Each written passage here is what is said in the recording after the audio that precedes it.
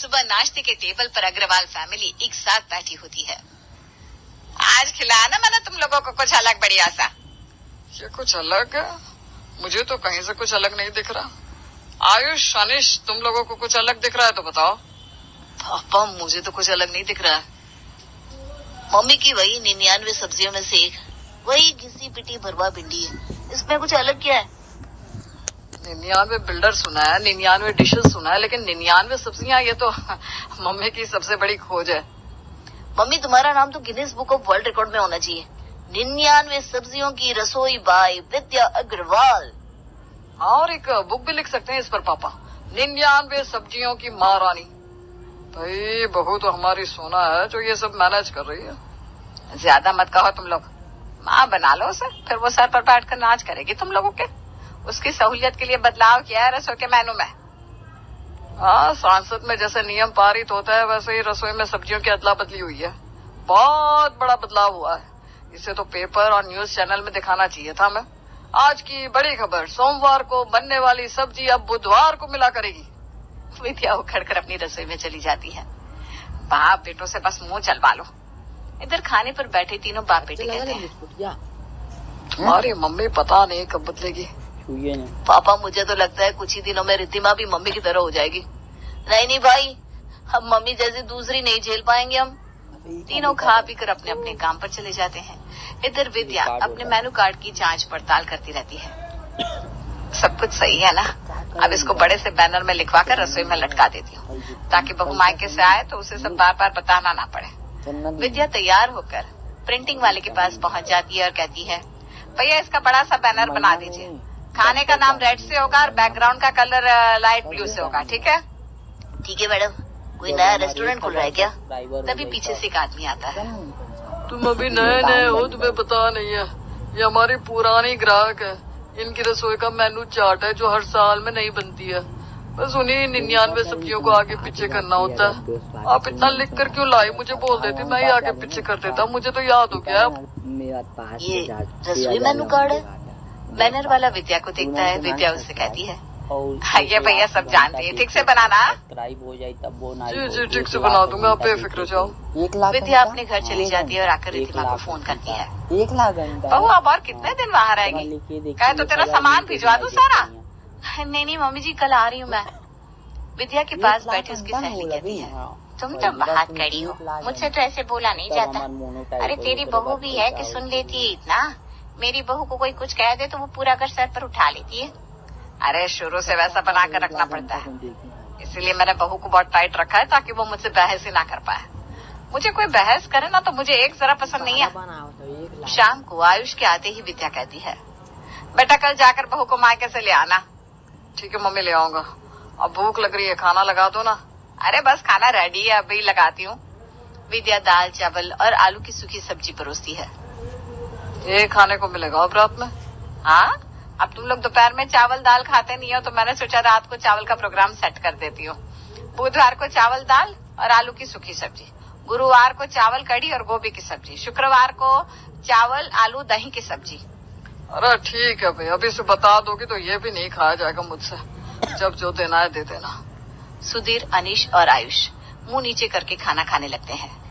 भैया, आपके साथ मैं भी भाभी को उनके मायके लेने चलूंगा। कम से कम वहाँ तो कुछ अलग खाने को मिलेगा। हाँ भाई चलना, मुझे क्या दिक्कत है।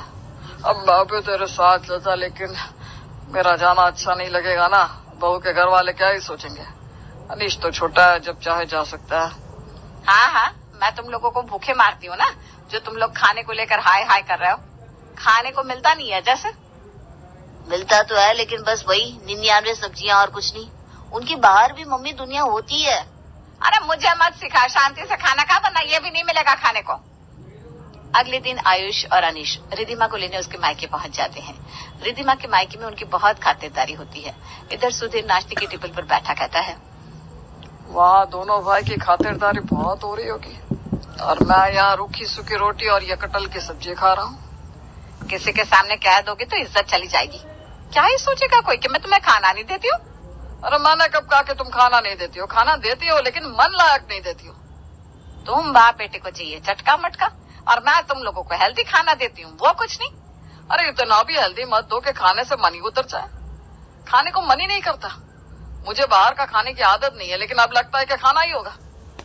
जब तुम इस तरह से करोगे तो बच्चे क्या ही करेंगे। इधर शाम को आयुष और अनीश के साथ रिद्धिमा घर आती है। रिद्धिमा अपने मायके से बहुत सारी मिठाई और नमकीन लेकर आती है। पापा जी ये खाकर देखिए, मेरे मम्मी ने बनाया है, कैसे बने हैं बताइएगा। अरे बेटा, जैसे भी बने हो इन 99 सब्जियों से तो अच्छी ही होगी। विद्या आंखें बड़ी बड़ी करके सुधीर को देखने लगती है। आयुष कहता है, अबे मैं तो रात में कुछ नहीं खाने वाला, मैंने बहुत खा लिया था। मैं भी कुछ नहीं खाऊंगा।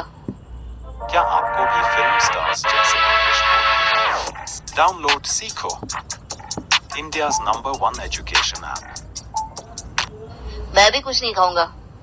ऐसा क्या खिला दिया तेरे ससुराल वालों ने कि तुम दोनों को रात में कुछ नहीं खाना? मम्मी पाव भाजी, जो कि इस घर में कभी बनती नहीं, बेबीकॉर्न चिल्ली, मोमोज, उसके साथ लाल चटनी, मन खुश हो गया। साथ में मोमोज का सूप, ये सब खाने को कभी नसीब ही नहीं हुआ यहाँ। और भी बहुत कुछ खाया हमने, लेकिन खैर रहने दो, नाम नहीं लूंगा। पापा के मुंह से ऐसे ही पानी आ रहा है। बेटा मेरे नसीब में कहा ये सब। ये बात ठीक कही तुमने। अब तो तेरी माँ मायके भी नहीं जाती कि मुझे भी तुम लोगों की तरह अलग अलग खाने का आनंद मिल सके। बूढ़े हो गए हो तुम, जितना काम छटका मटका खाओगे उतना अच्छा है तुम्हारे लिए। शरीर बूढ़ा हो गया लेकिन जुबान कंट्रोल में नहीं है। बहू इन लोगों को रहने दे, मैं तो रात में खाना खाऊंगी, तू मेरा खाना बना देना। जी मम्मी जी। बहू मेरा खाना मत बनाना, मैं तेरे मायके से आए हुए नमकीन खाकर काम चला लूंगा। रिद्धिमा रसोई में जाती है और नया मेनू चार्ट देखकर कहती है, मम्मी जी बिना गजब है। छोटा मेनू चार्ट बनवा कर लटका देती तो भी मुझे दिख जाता। हर बार उनकी 99 सब्जियों को घुमा फिरा कर लगवा देती है। अलग क्या है इसमें? मुझे क्या है, जो लिखा है बना देती हूँ, वरना मुझ पर राशन पानी लेकर चढ़ जाएंगी। गुरुवार का रात का मेनू क्या है? कड़ी चावल गोभी की सब्जी। ये तो 2 मिनट में बन जाएगी। रिद्धिमा 15 मिनट में खाना बनाकर रख देती है। इसी तरह दिन बीतने लगते हैं और एक रोज रिद्धिमा के मायके से उसका भाई जीतू आता है। अपने भाई को देखकर रिद्धिमा उससे कहती है, तू आया है तो रात का खाना खाकर जाना। नहीं नहीं दीदी, मैं तो बस इधर से जा रहा था तो सोचा तुमसे मिलता चलूं। अरे बेटा अब आए हो तो खाना खाकर जाना, हमारा मन भी रह जाएगा। ठीक है आंटी जी, आप कहती हो तो रुक जाता हूँ। हाँ दोस्त, तुम भी खाना खाकर जाओ अपनी बहन के ससुराल का। तुम्हें भी तो अपने दीदी और जीजू की इतने अच्छी सेहत का राज पता चले। रिद्धिमा रात का खाना बनाने जाती है और आज रविवार के दिन में खाने में बनता है चावल, छोले और सलाद। मेनू देखकर रिद्धिमा सोचती है, मेरा भाई इतने दिनों बाद आया है, ये चावल छोले खिलाऊंगी क्या? मम्मी जी से बात करती हूँ एक बार। रिद्धिमा अपनी सास के कमरे में जाती है और कहती है, मम्मी जी अपनी 99 सब्जियों वाली रसोई से कट करके आज कुछ अलग बना लूं क्या? जीतू बहुत दिनों के बाद आता है, ये चावल छोले अच्छे नहीं लगेंगे ना? अरे तो क्या हुआ, लोग सोना चांदी खाते हैं क्या? हम भी तो वही खाएंगे। घर में कोई भी आए खाना तो वही बनेगा जो सब खाता है। ठीक है। रिद्धिमा खाना बनाने चली जाती है और वही छोले चावल बना